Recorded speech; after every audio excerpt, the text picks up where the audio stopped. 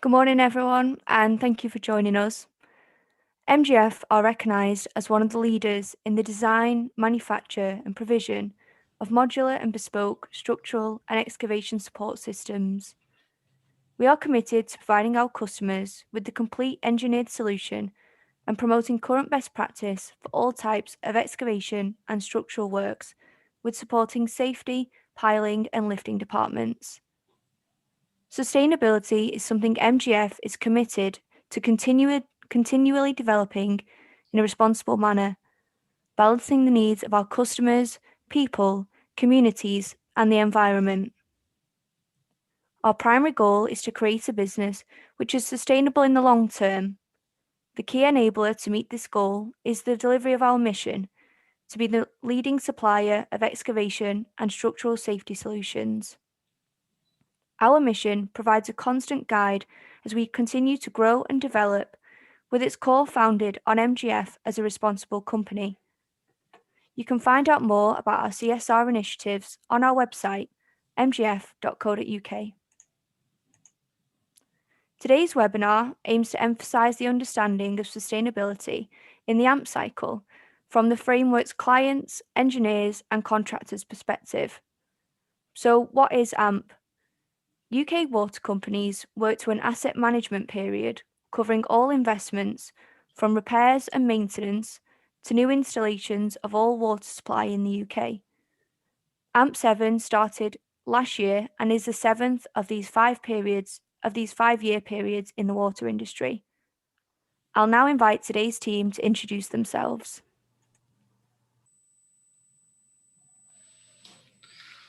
Thanks, Emma. Hi, everyone. I'm David Fisher, and I'm the Regional Sales Manager for the Midlands and East Anglia depots. I've been with MGF for 10 years. As a qualified civil engineer, I spent the first 5 years as a regional engineer producing temporary works designs. During that time, I worked on a number of AMP5 and AMP6 projects. And then in 2017, I took on the sales manager role and now lead a team of technical representatives across the region, assisting with AMP7 projects.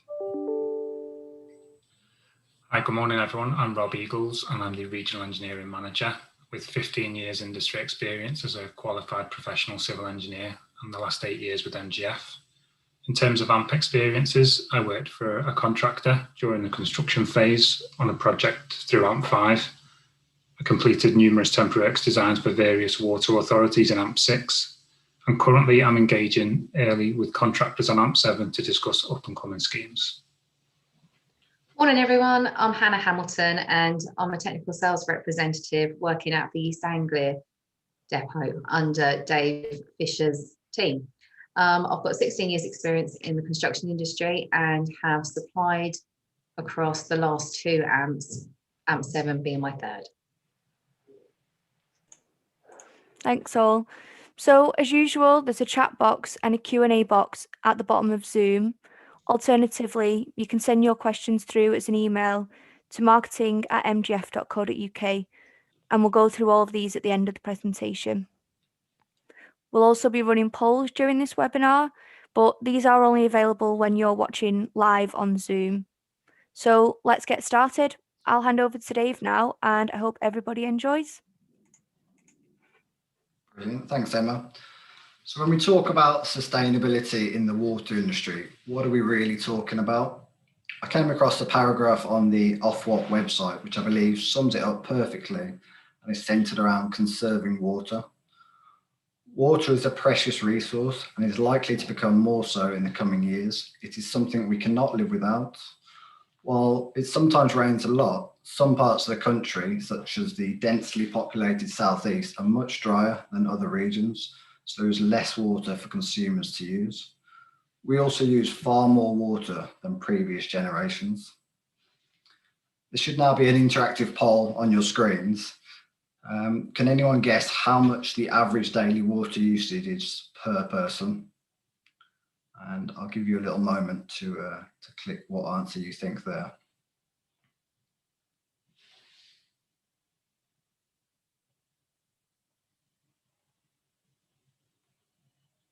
Okay, so the results are in.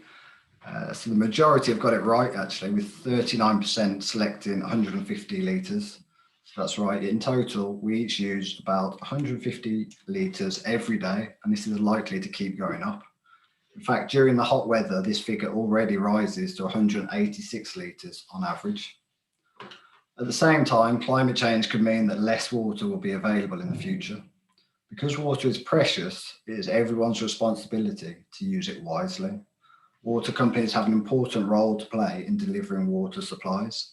They have to plan how they will meet the demand for water in the most efficient way. That includes meeting targets to reduce leakage and increase water efficiency. In summary, as individuals, as businesses, and as an industry, we all have a responsibility to protect a precious resource. In the Midlands, we work closely with one of the largest water authorities in the UK, Severn Trent, who supply approximately 4.5 million people. Severn Trent have set out a plan to reduce leakage by 15% by 2025. According to Severn Trent's research, leakage reduction is key for their customers. In fact, 55% of customers have said that reducing leaks was their top priority. Through a collaborative approach as a valued supplier to Severn Trent, we are working with them and their contractors to play our part in achieving this goal. With a framework agreement in place, we've clearly identified the efficiencies Severn Trent are implementing and understand one another's processes. They are aiming to find more leaks faster than before through innovation and technology. We understand that Severn Trent are driving an improved speed of response and faster fixes. In addition to this, from working closely with them, we know how proactive they are. For example, they've invested £155 million in mains renewal, replacing pipework in specific targeted areas around the region to prevent leaks before they happen. Despite the proactive approach, bursts can still occur. What's imperative for all concerned is how quickly these can be repaired and normal service restored, and most importantly, as much water as possible can be conserved.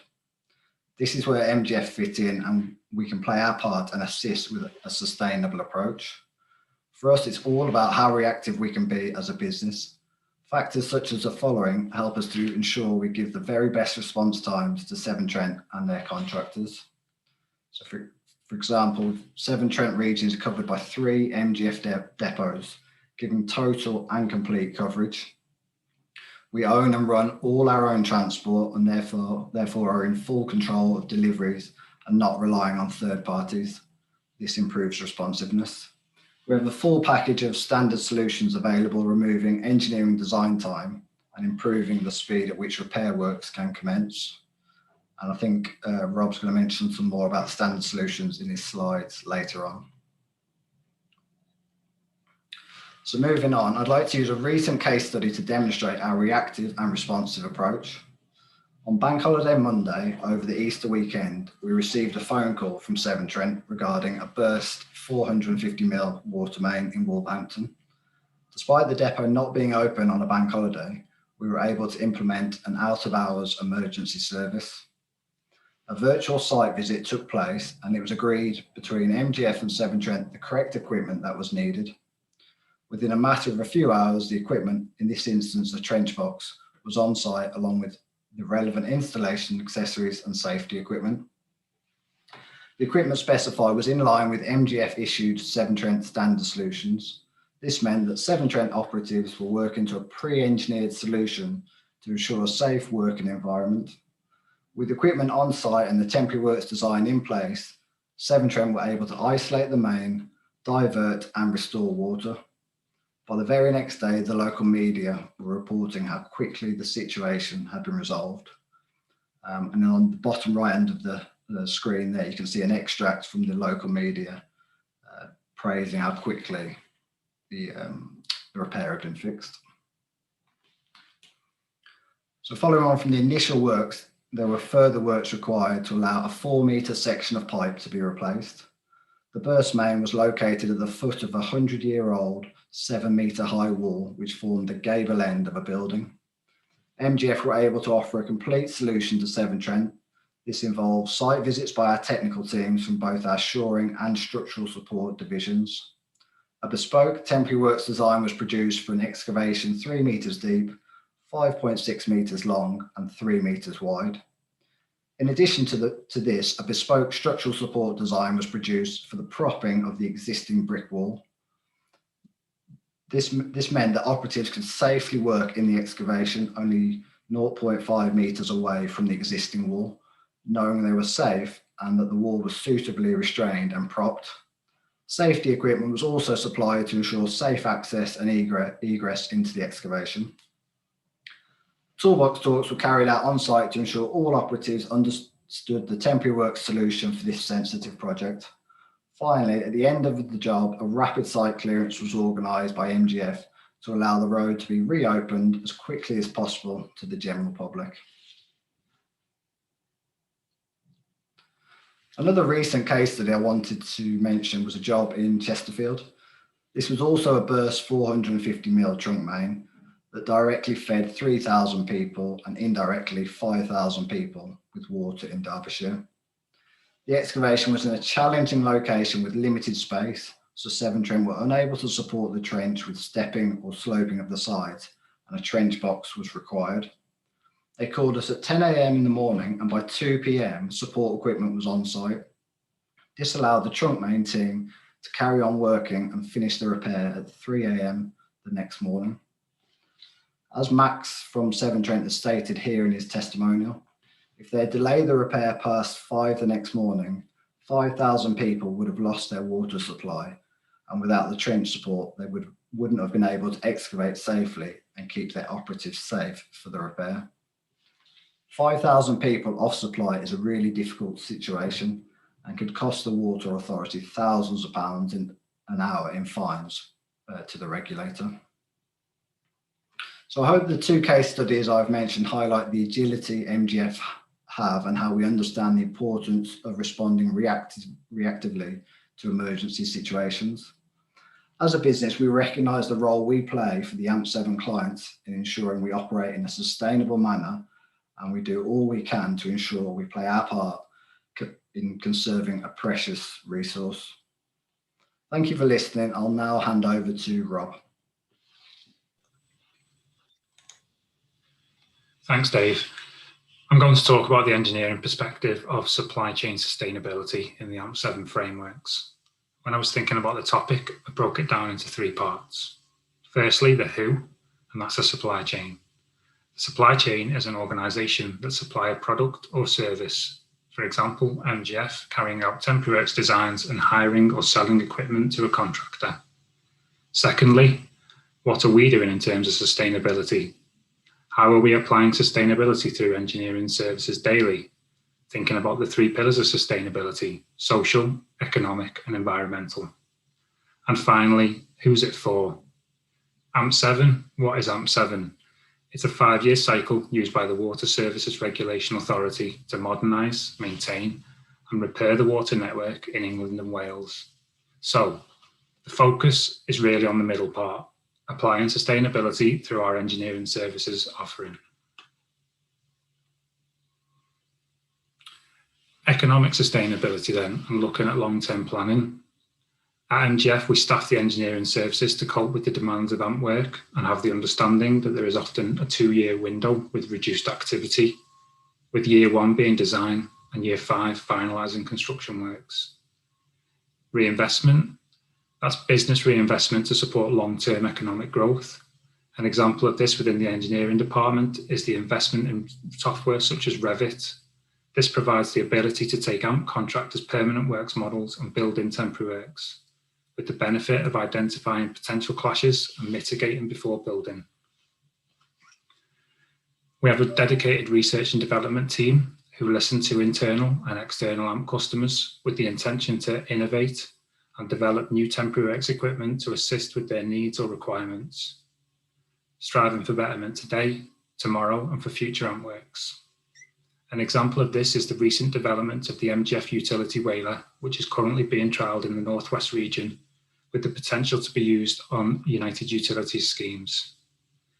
And lastly, education, ensuring that the engineering functions understand the AMP frameworks, including the water authorities, the contractors, and key projects to provide the optimum level of service and support. This, in turn, develops relationships, generates repeat business, and long-term revenue growth. So moving on to social sustainability, and firstly looking at STEM. So within the engineering department, we have STEM ambassadors who go out and promote the civil engineering profession and use examples such as the water networks, educating others on how they get the water to their homes and their schools.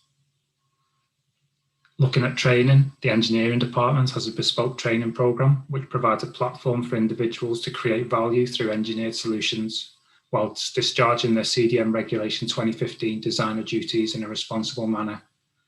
The training is an enabler to identify hazards, eliminate or reduce risk, and confirm feasibility of construction. The end results are an MGF design package, which is risk managed, cost effective, and feasible as a temporary works design. Sharing information. As engineers, we have a desire to learn, improve, and potentially think outside the box with creativity. To do these things, we need to promote inclusivity and the sharing of information internally and externally. We freely share information and best practice across the AMP frameworks and call on previous experience and knowledge from successful projects. There is some examples of case studies which are available to download on the MGF website. Lastly, building relationships. The development of long-term relationships with key delivery partners on the AMP framework has proven beneficial. An example of this is being able to contact a person directly with the right skills, knowledge, and experience to answer technical queries. Furthermore, these relationships have led to internal virtual learning sessions, which raises the knowledge and awareness generally within the industry. So moving on to environmental sustainability and the reuse of temporary works equipment. So with the right level of information, scheme awareness, programme knowledge and time, there is the possibility to reutilise temporary works equipment over several excavations.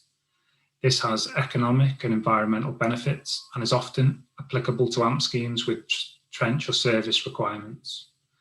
The engineers can consider the site information and design for a worst case scenario, including depth. This enables the reuse of temporary works equipment. There is an argument you could be paying more for a worst case design across the site, but you are removing transportation costs and the associated CO2 emissions which will offset that in the longer term.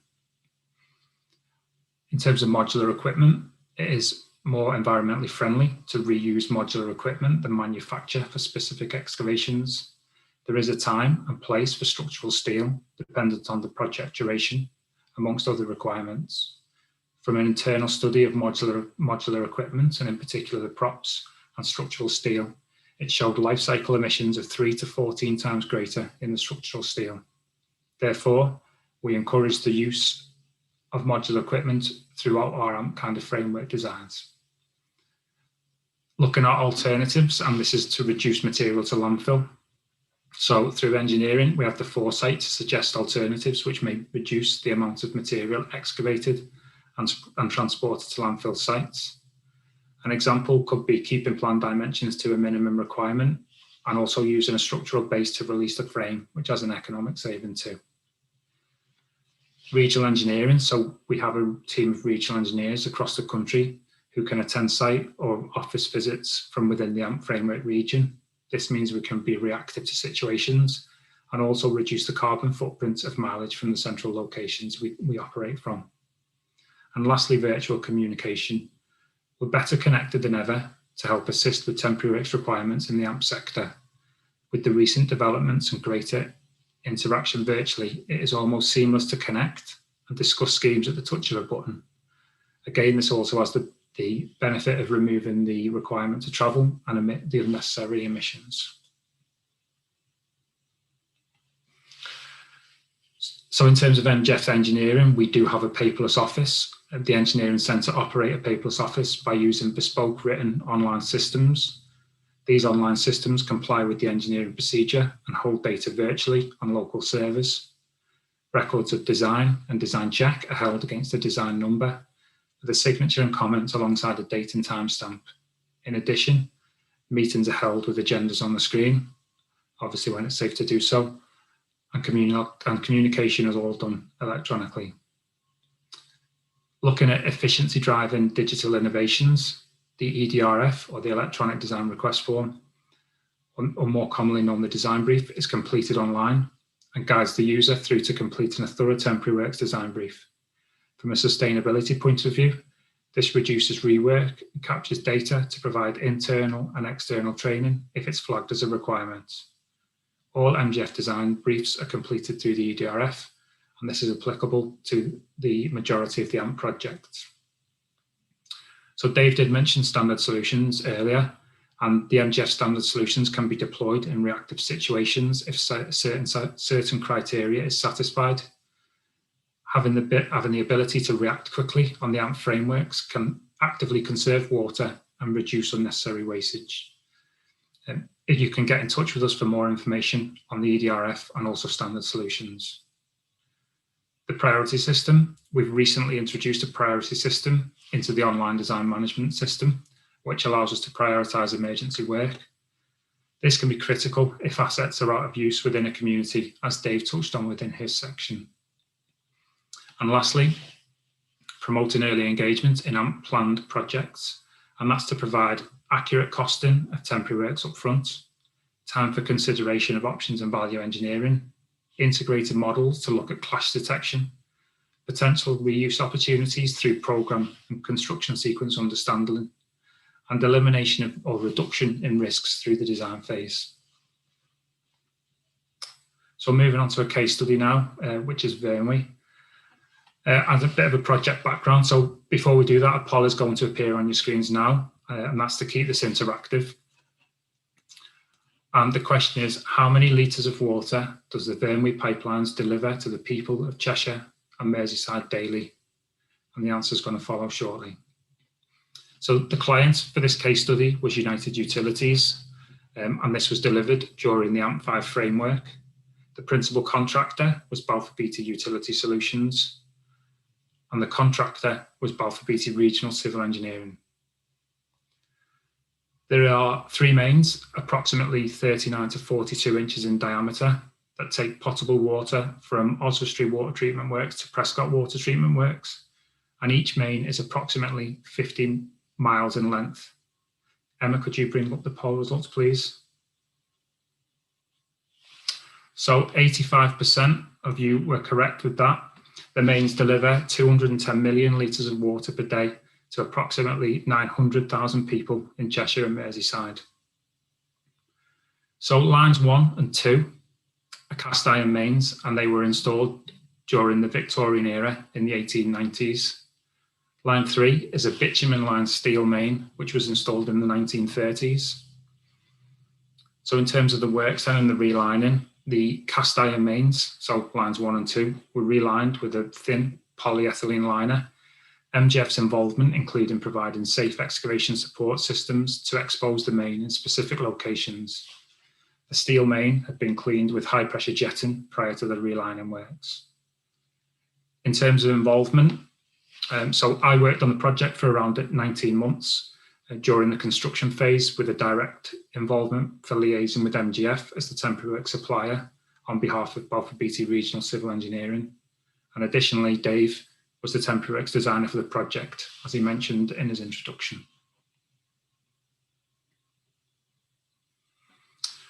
So phase one of the works was between Oswestry wastewater treatment works to New Cricket, and the tender stage was in April 2011, in which MGF were invited to tender for the 10-kilometre section of phase one of the works. So this included understanding the scheme and the associated drawings before pricing a schedule, including launch pits, winch pits, sluice valves and air valves. So the launch pits are the locations in which the pre-welded thin-walled polyethylene liner was reduced in diameter through a draw die and pulled through the existing main. The winch pits, these were essentially the locations in which the polyethylene pipe was pulled from. The sluice valves and air valves, so the main was cut in these locations so a new piece-up connection could be installed. In terms of a solution then, so MGF provided a standardised cofferdam arrangement for the various excavations, which enabled the reuse of equipment. Considerations included the depth of formation, ground conditions along the stretch, proximity hazards and accessibility. MGF used a combination of propped cantilever and multi-level frame solutions, and the temporary works equipment was called off as required to meet the construction programme, so all through kind of direct hire, reutilising when possible to prevent transportation costs, CO2 emissions and further disruption to the local community with deliveries. So phase two was a continuation really, and that went from a place called New Cricket to Malpas.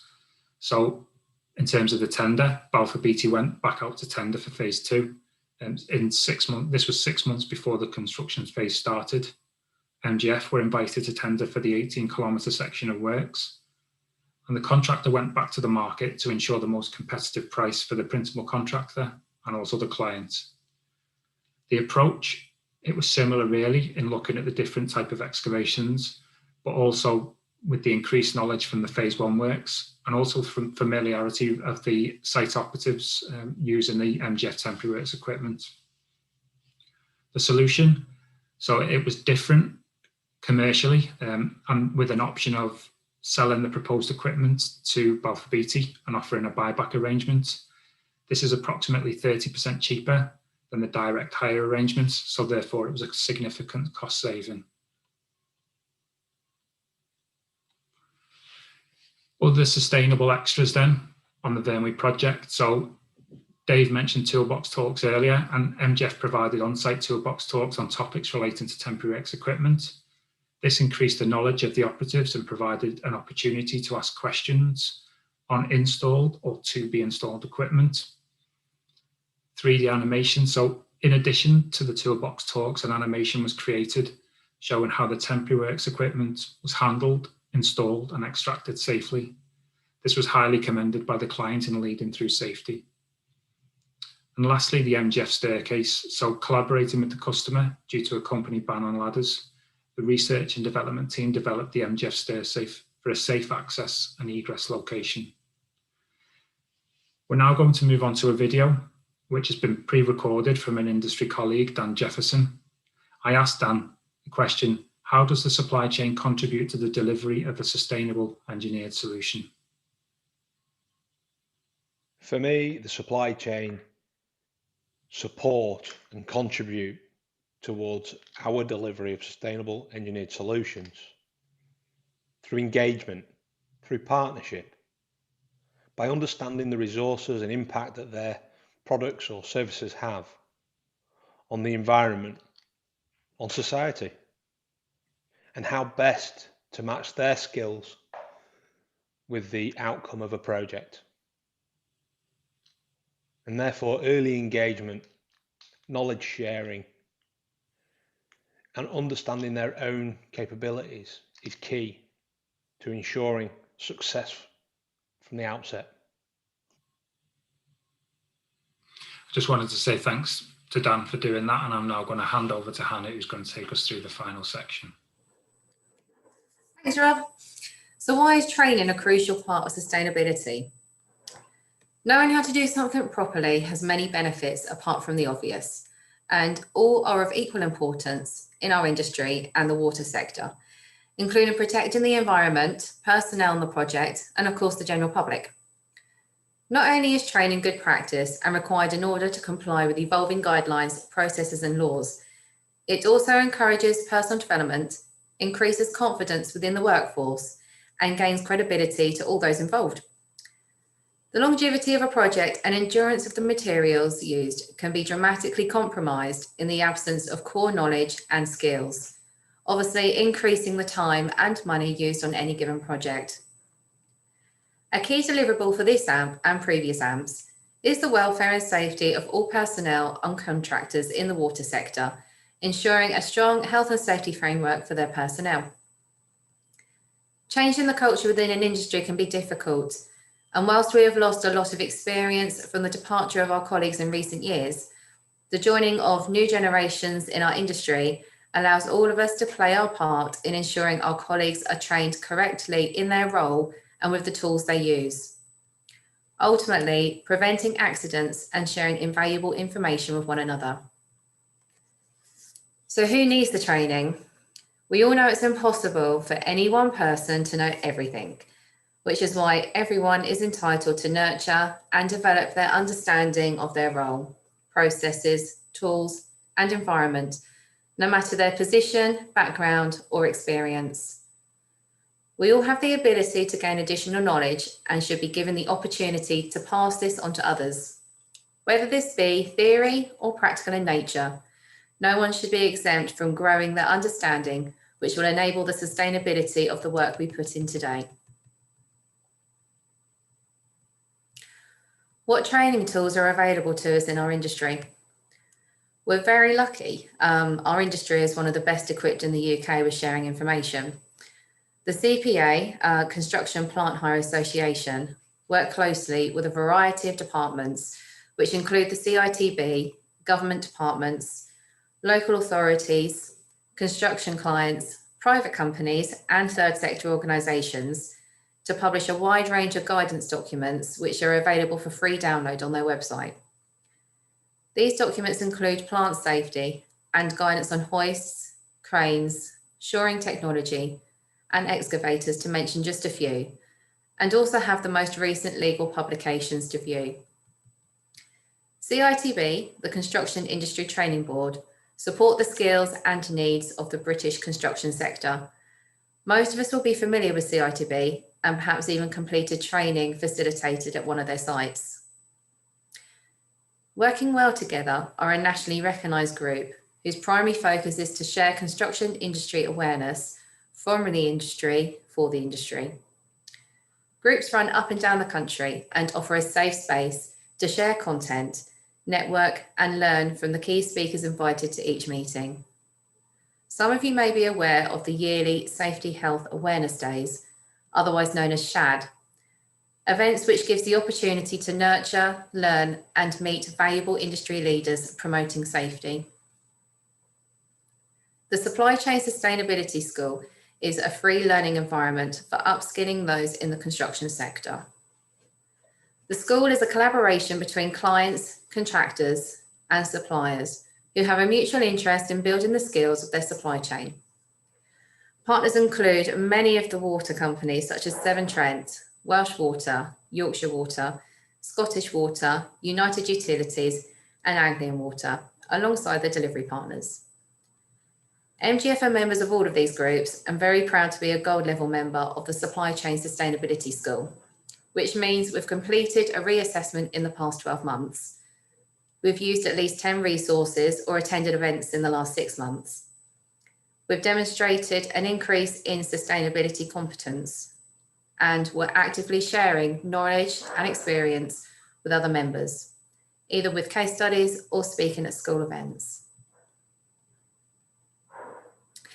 The use of shoring is to mitigate the risk of a ground collapse and protect nearby structures. However, some of the systems come with their own risks during the assembly, install and extraction. And whilst the industry has the various training tools in place, there is always going to be a small percentage of people who have not completed any training with the use of such equipment. As both Dave and Rob have previously mentioned, MGF offer safe systems of works to help decrease these risks involved. The safe systems of works are available for the majority of our equipment and come in a pictorial guidance form. This is enhanced by our installation animations, like Rob referred to with the stair safe, and are available as virtual and real-life toolbox upon request. Both safe systems of works, installation animations, and various other information is all available on the MGF website for anybody to view. Our lunch and learn sessions can be tailor-made to suit our customers' requirements and cover a vast range of material to aid in the training from the supply chain to delivery partners in AMP. Again, these are also offered virtually, enabling anyone to learn without the need to take time away from their day job.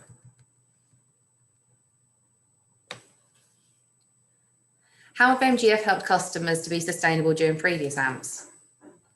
At the start of AMP6, Kia's had identified a risk within the IMR contract and requested guidance from MGF. They required a shoring system light enough to deploy by hand, which would be suitable for shallow digs on their reactive works. The MGF Gripshore range was discussed, a small, lightweight system suitable for up to 2 metre dig depths in good ground conditions. Light enough to assemble, install and extract by hand, and can withstand the same ground loadings as a mild steel solution. MGF worked alongside Kia, presenting at each of their 4 yard locations in East Anglia, covering the whys, hows, whats and wheres of the Gripshore system, and ended the session with hands-on training. The benefit? Kia gained knowledge on the product and hands-on experience with the installation in a safe environment prior to taking it out on a project. This instilled confidence in both the processes and the application of the right equipment for the job. The added advantage, it strengthened relationships within the AMP supply chain and the introduction of bespoke standard solutions for Kia integrated services for the use alongside the Gripshore products. MGF work in collaboration with a range of companies and events in the industry, including colleges, STEM events, and Angling Water stand down days.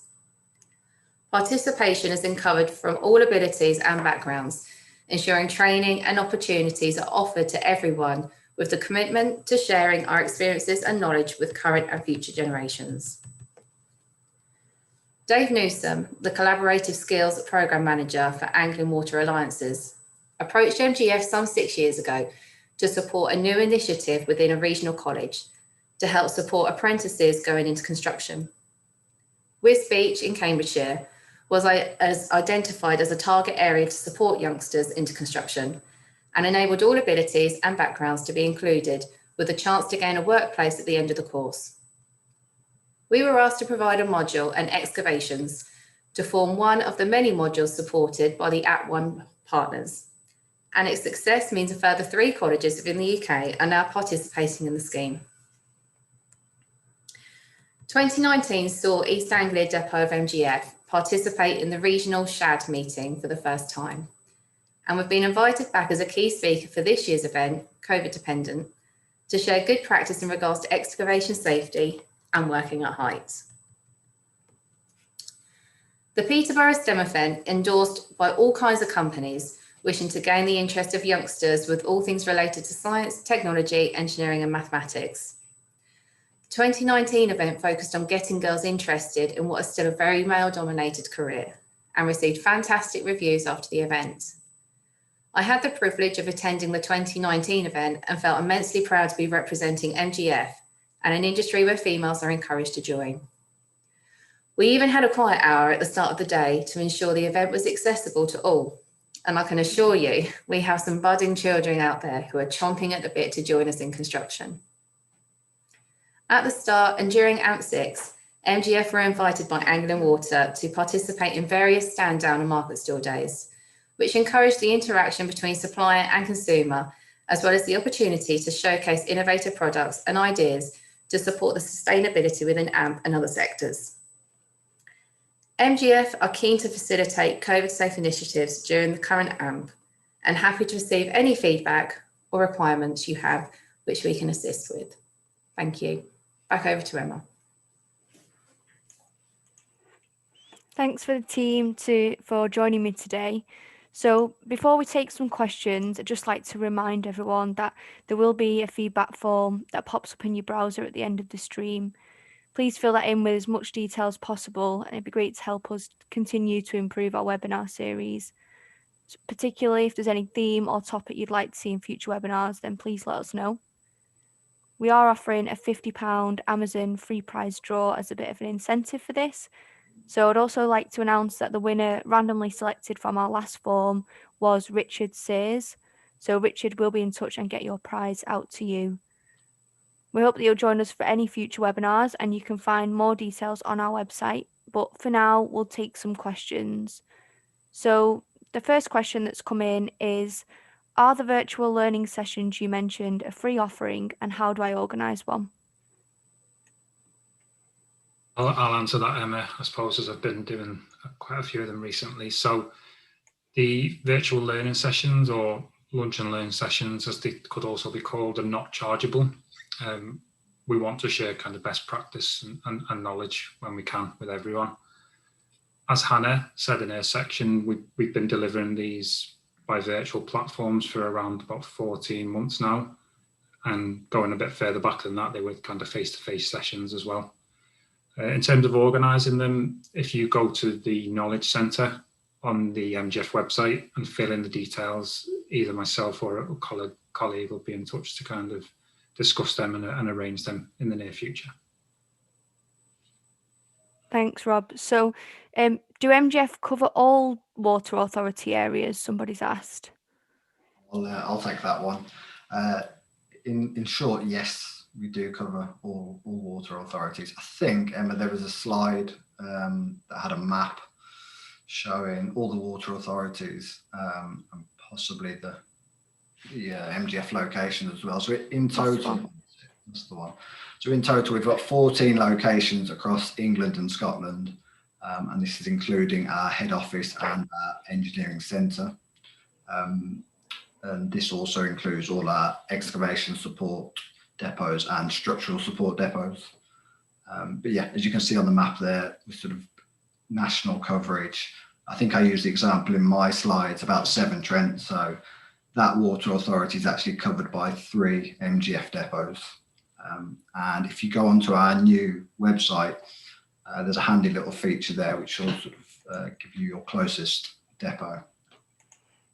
Thank you. Thanks, Dave. Another question's asking, what is the average turnaround time of a Cat 1, Cat 2 and Cat 3 design? And then with that, how can we adopt standard solutions into our business? I'm probably best placed to answer that one as well. So from experience, we have an estimated turnaround time for different categories. I will add a bit of a caveat here that this is only an estimation, as it does depend on the information that we receive, waiting for kind of external confirmations and what the output is required, whilst also looking at the current workload within the design department as well.